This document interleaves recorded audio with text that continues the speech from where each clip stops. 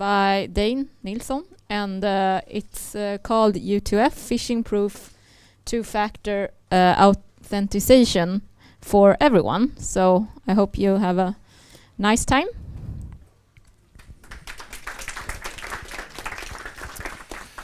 All right, let's see, is this on? Can you guys hear me? Great. So before we start, let me just poll you guys with raise of hands. How many of you know, first of all, what two-factor authentication is, or two-step verification? Good, most of you. How many are using it? All right, that's good. How about U2F? Has anyone heard of that before? A few, okay. Cool. So let me start here. First off, my name is Dain Nilsson. I'm a software developer at a company called Ubik. We're a hardware company, which means we sell hardware and we develop a bunch of open source free software. A lot of that is done in Python. We're a Swedish company. We have a Silicon Valley office as well. We have customers at Google, Facebook, Microsoft, and lots of other companies. So the reason you want a hardware device for doing secure two-factor authentication is that the cryptography is done on the device, the keys never leave, and you shouldn't be able to extract them from the device. So we have these things that are durable, they're waterproof, they have secure elements, which means they're tamper resistant, and they support a bunch of different protocols. Today I'm going to talk about FIDO U2F. So FIDO is this big consortium of different companies that are trying to standardize things, and U2F is the latest and greatest open standard that solves every problem with authenticating to basically anything. And we have some developer resources there if anyone's interested in that stuff. All right, now I've got kind of the company stuff out of the way. So the problem we're looking at here is secure authentication, logging into anything, your email, your bank, shopping sites. And we all know that passwords just aren't up to the task for this. People reuse passwords, they get phished, and there are these man-in-the-middle attacks. I read somewhere that over 90% of all hacking attempts start with phishing. There's keyloggers and things like that. So, sorry, running ahead of the transitions here. So these are the bad things about passwords. And yeah, people don't pick good passwords, they're guessable and all that stuff. And there's kind of already a solution to this in terms of the existing two-factor authentication solutions. So there's smart cards. These are pretty secure. They have a problem with usability mainly. Requires you to have a card reader, special drivers, client software, server software, weird middleware with cost. Very centralized solution. There's SMS, which works pretty well from a user perspective, but there's a bunch of costs related to sending text messages. There's worrying about coverage for your phone. There's battery life of your phone, things like that. There's a certain delay. So it works fairly well. And there's also specialized OTP devices, kind of what we're selling. Now, these things often have battery. They have these little displays that show passwords, and you have one per site that you're using. There's this whole mess of getting these things out to your users, which might work if you're a bank, but if you're a small startup, a cloud-based company, then you're not really going to be selling or sending hardware to all your customers.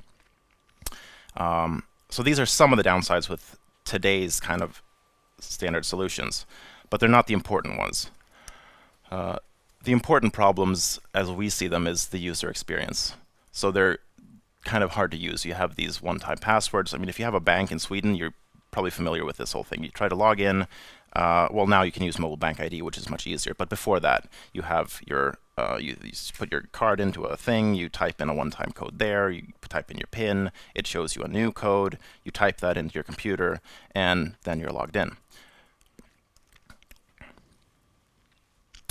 And these things, none of these solutions really protect you against phishing. I mean, if you get an email, or maybe not you, but your mom or someone, if they get an email with a link to some site that URL kind of looks like another site that they use, but it's not really the same one. The page looks the same, and they give up their username and password. Well, a one-time password isn't going to protect you there because they're just going to give that up as well. And that's kind of related to man in the middle as well. So someone just pretends to be whoever you think they are, and you give them the additional factor. So how does U2F solve this? Well, first off, the user experience. Basically, you have one of these keys. You just plug it into your USB port, and there's really just a single thing you can do. You touch the button, and then you're logged in after providing your username and password. We get rid of any phishing attacks, as well as man-in-the-middle attacks. And basically, that's kind of the problems we wanted to solve. Other than that, we have no batteries, nothing that you need to install on your computer that's not already there. You can use a single device with lots of different sites. You don't have to have a keychain full of little tokens with batteries and stuff. And this is an open standard, which means that anyone can implement this. And you can get, so, I mean, really what this does is it pushes the, bring your own device to authentication. So instead of having, you sign up for something like, a game at Blizzard, and you get this little football from them that has the one-time password to use. You instead, imagine going to 7-Eleven or some other store. You choose from a number of different vendors. You buy the device you trust, and then you can use that device at all these different sites. That's kind of the idea here. And you can use it over USB. There's other vendors doing things over with biometrics, and they're standardizing the transports for Bluetooth and NFC. As we speak, actually, I think they're doing that in Dublin. So, I mean, hopefully I can convince you guys that this is a problem. I mean, accounts need to be safe, and you might think, okay, well, it's just a crappy account. There's nothing really there of value for me. I don't care if someone gets access to this. But you get access to something, and that gives you access to another thing, and then you use a password reset somewhere, and they get access to the next thing, and it just kind of goes on from there. And I mean, really, you have to protect everything. And this is going to give you the tools to basically do that with whatever sites you have at pretty much no cost. So I'm not going to show this demo in real time because I'm doing another demo towards the end of this where I'm doing it for a Django-powered site. But this standard now works in Chrome and with your Google account. So if you go into the settings of your Google account and you enable two-step verification, you can choose to assign one of these security keys. And then once you log in, it's just username and password. It shows you the little picture there. You plug it in and push the button, and then you're logged in. So we're going to look at the actual demo of that later. And what is one of these devices? Well, it's the device itself, which is there's the secure element, which does all the crypto, hides all the keys. There's the USB interface, and there's the user action, which is the button press that kind of proves, someone's intending to do something here. Mainly this works in combination with the browser. So the browser, and like I said, today Chrome supports this. There's work being done to add this to Firefox and Internet Explorer as well, but no guarantees there. But this is all exposed via a JavaScript API. You just add a few lines of code in the web page, and then, of course, you have the server and your web application that actually verifies all this stuff. And to help you do that, well, that's where all the heavy lifting comes in. But there are nice libraries written in Python that will do all this for you. So let's look at the actual protocol and see how this delivers to solve all those problems that I've been talking about. I'm going to start. So there's two things really to the protocol. There's registration, that's creating the connection, user account to this key. But I'm going to start looking at authentication. So imagine there's already a connection. This is my device, and the server knows that. So we kind of build up this protocol where, let's see, this is kind of hard for me to see. Right. So the user with the U2F device in the browser comes to the server, says, hi, I want to log in, here's my username and password. The server then sees that, okay, this user has a key that's registered to him. The server then has a public key that corresponds to a private key that's on the device. The server generates a random number, which is called a challenge. That's sent to the device via the browser. The device starts blinking, the user touches it, and that creates a signature, which uses this private key. Is everyone familiar with public key cryptography, kind of how it works? You have a private key and a public key. Anyone with a public key can verify a signature, but the private key is required to create that signature. So this kind of proves, and this is just a standard challenge response protocol. This proves that to the server that someone at the other end has access to the private key that I'm expecting. So let him in. This in itself is pretty good, but it doesn't solve everything that we need. So the next step is, since we have the browser sitting there, the browser knows a bunch about what's happening. It knows the page you're currently at. If you're using HTTPS, it knows information about that secure connection to the server. So if we can kind of get that kind of view of the world that the browser has over to the server can verify that with its view of the world. And that can eliminate the possibility of there being anyone in between. So the way we do this is the server sends the challenge to the browser. Now the browser adds stuff like, okay, this is the URL, here's the ID of the encrypted channel, and all that gets signed with this private key. Now when that gets sent back to the server, we know that no one's in between because the signature makes sure that no one's been able to modify the data. And just looking at the URL, we can tell, okay, well, this is, actually this is Google with a 1 instead of a L, so it's obviously a phishing attempt or something.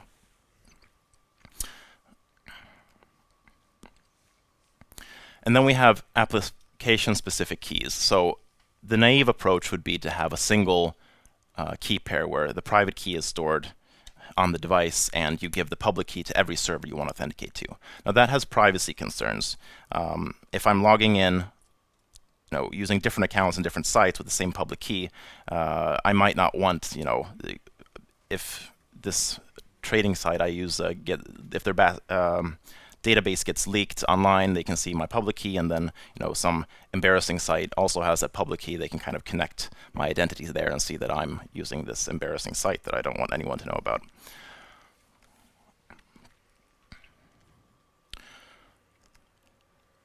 So to kind of support having multiple key pairs, we add this. During registration, you basically give the server the public key, but you also say, here's a handle, which is just a little string that helps the device identify which key to use. And we also here have to introduce this thing called the app ID, which is an identifier of the application, which could be Google or eBay or something that's allowed to actually use this key handle. And then every time you log in, that gets sent back to the device. The device verifies, okay, this key handle means I'm supposed to use this particular private key, and that matches that app ID, so therefore I will sign. Otherwise, throw out an error.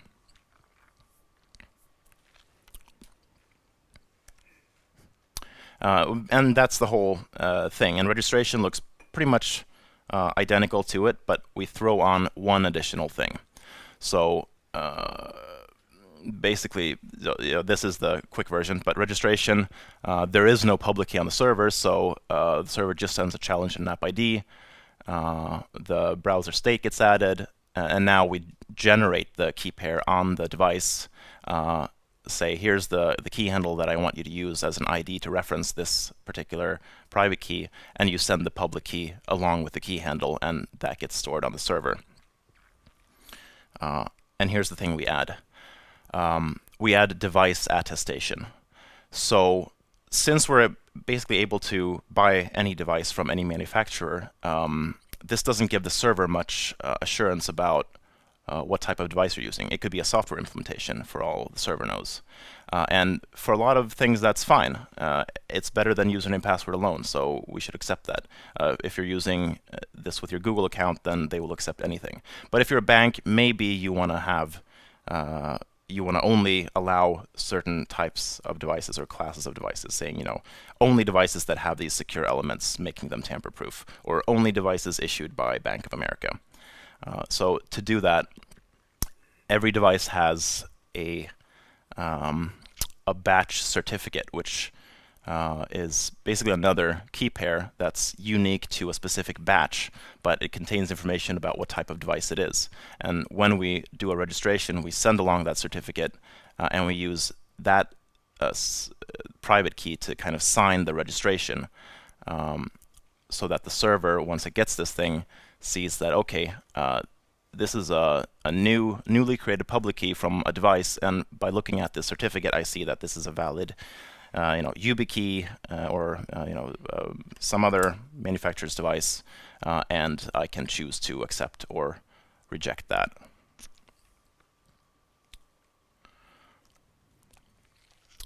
So how do you add support for this in your app, basically? Well, there's already a bunch of open source plugins, so that's probably the easiest way to do it. If you're using Django, there's already a plugin.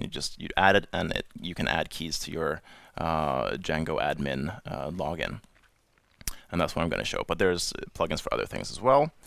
There are a bunch of like servers that do this, that are like off-the-shelf solutions, more enterprisey stuff, offered by a bunch of different companies.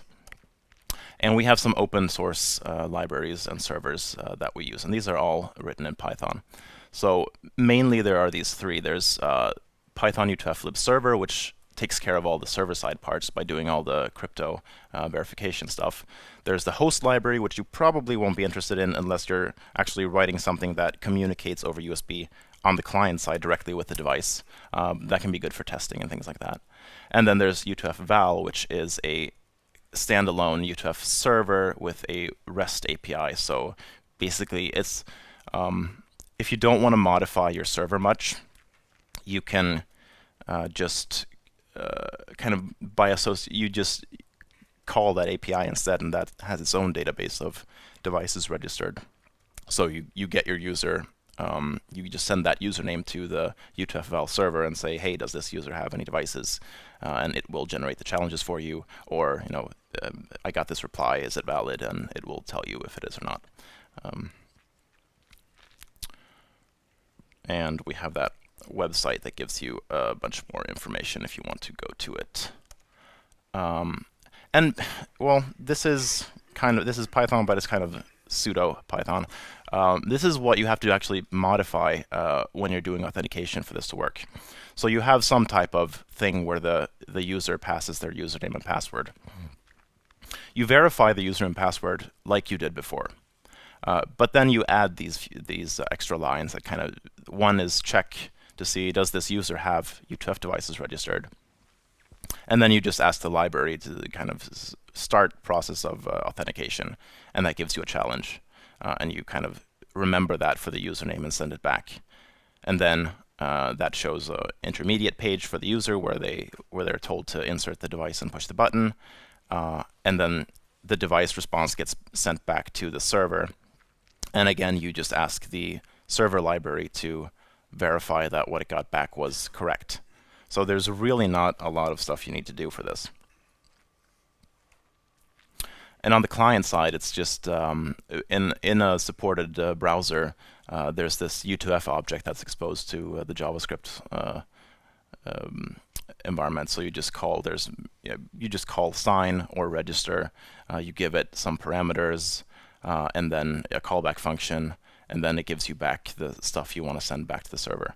So it's really easy. And I'm gonna now kind of show you what it looks like in a Django app. So I found this, to be honest, I haven't used Django in quite a while, so preparing for this presentation forced me to kind of relearn a bunch of stuff and see what's changed in a couple of years. So I found this blog engine that runs on Django. It's standard weblog, and it uses the admin backend to actually post things. So let's see. Oh, this is kind of hard. I can't see what I'm doing. So this is a fresh installation that doesn't do anything. I have a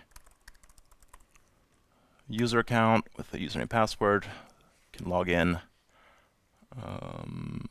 Weblog. Let's do a little post here.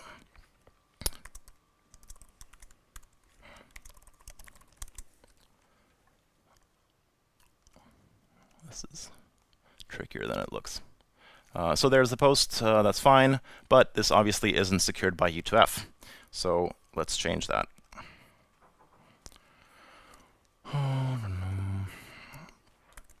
Stop the server, or so I thought.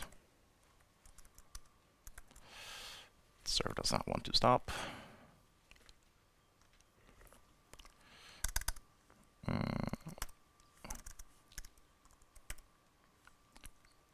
SSH connection timed out.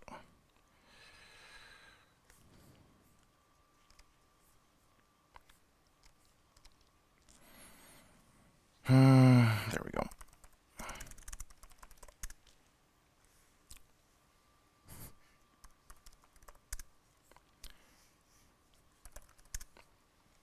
All right.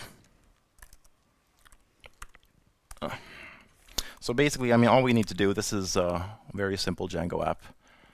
Go into the settings.py. Oh, this is very hard to read. I apologize for that. This is the standard setup that you get if you do the start project thing. I'm just going to uncomment this one line, adding to installed apps, this Django U2F, which was written by some third party. I don't remember what his name is now, but this is not by us. It's just by someone else. So add that. I think I need to do migrate. No migration supply.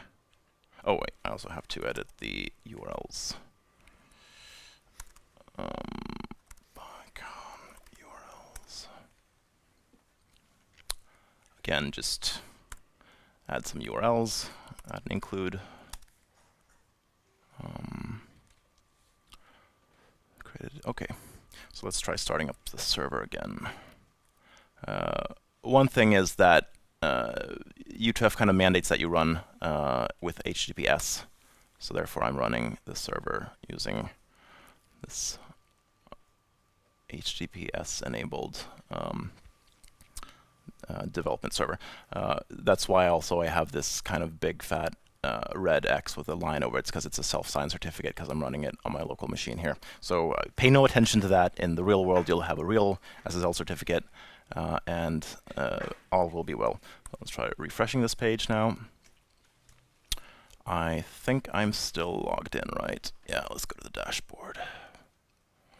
So this plugin doesn't actually link to the management page for U2F keys. I think it's... I can't see what I'm... Yeah. So if you want to improve that, you would add from the admin page some type of link where you click on, my security keys. So this is how I add a key. I just plug it in. It starts blinking. I touch it. And there it showed up. And now let's try doing this thing again. Logging out. Logging in. Aha. Insert key. And there you go. So I mean, this is much easier than having to bother with one-time codes, and much more secure. Hope that's kind of come across. And yeah, I think I'm almost out of time, so pop over to questions. Yeah, so the people with the microphones will.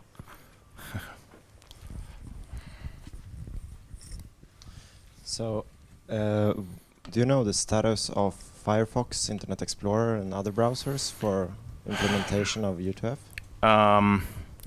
I don't know anything official. I know that there's, well, so for Internet Explorer, it's kind of a black box. I don't have much insight into what goes on there. Microsoft has said that they are going to, in Windows 10, support FIDO 2.0, which is kind of unclear what that is, how backwards compatible it is, so on.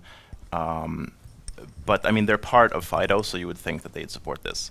Firefox, I know of several, I mean, since it's more kind of open source and distributed, I know of several efforts to kind of add support, and I'm not sure if, I don't know what the progress of any of those are. Like, I think some might have stalled, some might still be working on it. A guess is really that it's probably coming somewhat soon. Great non-answer, but yeah, there you have it. Mm-hmm. Yes, hello. I was wondering, a security measure, like there are, how to phrase this? There might be a security measure in the sense that you cannot use external devices for a computer, like USB or NFC or anything. How would you solve this in that case? Yeah, so these things do exist. They're not that common, really, from my experience. Then you would probably need some other alternative. But you can have multiple systems. So you can have, for certain accounts, you can enable one-time codes via SMS or something, and you can have that as an alternative. So if you're in that kind of environment, you might have to kind of have some type of opt into something else that solves it. Just a workaround. So.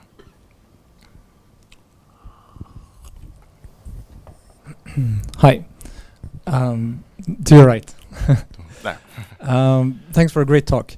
I wanted to ask more about the platform adoption. How you mentioned driver issues with other types of devices. How does that work? With this, how is the device driver? So our market is, the marketing says, this is driverless and nothing is required, but that's, a half-truth at best. If you're comparing it to like the bank ID where you have a USB cable and things like that, you have to have actually client software running, and that's always a mess. So this is a HID device. HID is human interface, whatever. And same as like a mouse or keyboard. So there are drivers with every normal operating system already. You also, of course, need some type of client support, and like I said, Chrome supports that now.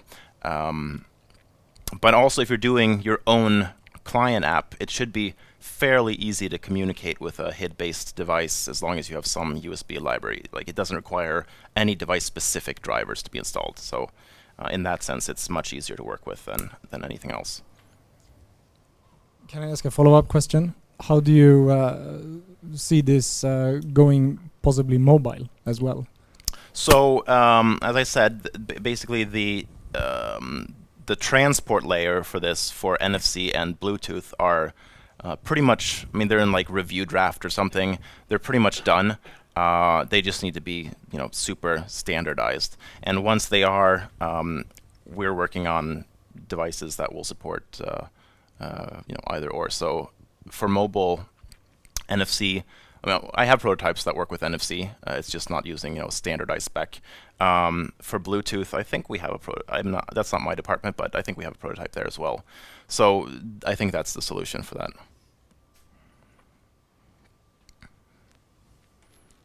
No more questions? There are a few here. Yeah, so you talked about phishing attacks. Yep. I was thinking, are there any efforts to try to avoid like malicious browsers? Because I suppose my mother could be tricked into installing a. Yeah, so when I was talking about authentication, we had the browser kind of adding its view of the world. There is no real protection against that. So you kind of have to trust that the browser is actually acting like it should be acting. But the reasoning is kind of that if you have malware in your browser or on your system, then you're hosed in so many other ways. So there's like, you could try to add certain safeguards against certain things, but there's too much to protect against. So is there any way to clone the device or back it up in case that you lost it or something? So you can't really clone the device. I mean, you shouldn't be able to. It has these certified secure elements that are supposed to protect against just that. What you can do is have multiple devices, and you can register multiple devices with one account. So you log in, and then it presents you with 5 different key handles, and if any one of those key handles if you have a device that responds to any of those key handles, then it'll let you in. So present any one of these 5 keys, and that way you can have one at the office, you can have one at home, you can have one in a safe. That's kind of the recommended strategy. If you only have one and you lose it, then it's kind of like if you forget your password, you have to go kind of out of bounds to reset your account somehow. All right. Well, there's a question over there. Or, I don't know. You guys with the microphones probably have better. Okay. Great presentation, by the way. You Thanks. talked about app-specific public keys. Mhm. Is it something that the device user has to set, or that's just that's the protocol? So the protocol is that every new registration creates a new key pair. Okay. So it's never reused. It's only like once you register, that's a new key pair, and that's what you authenticate with against. But as soon as you register the same device on, even if it's the same site, if you're using a different account. So like if me and my wife share a security key, then the server would have no idea that we're actually using the physical same key. Short follow-up. How many keys can device store that? So I actually have a slide for that. Basically, what we do is allow any number of key pairs by not storing them on the device. So this, the key handle that's sent back, it's just a string, and the server just holds that and gives it back to us. And the way we do it is, when we want to perform a new registration, we generate a new random number. The device has this master secret that never, ever leaves the device. And we run that through these one-way functions to kind of derive a new private key that's using, kind of mixing in the app ID and this nonce and outputting a private key. And then we also use that to create kind of a symmetric signature that verifies authenticity that it came from this device. And we kind of bake that into the key handle. So the stuff in here, I mean, this is nothing secret. But using that, we can recreate the exact same key pair later. So that way we avoid actually storing anything on the device itself. So I guess we don't have any time for more questions. I devised this key myself, by the way. So thanks for the talk.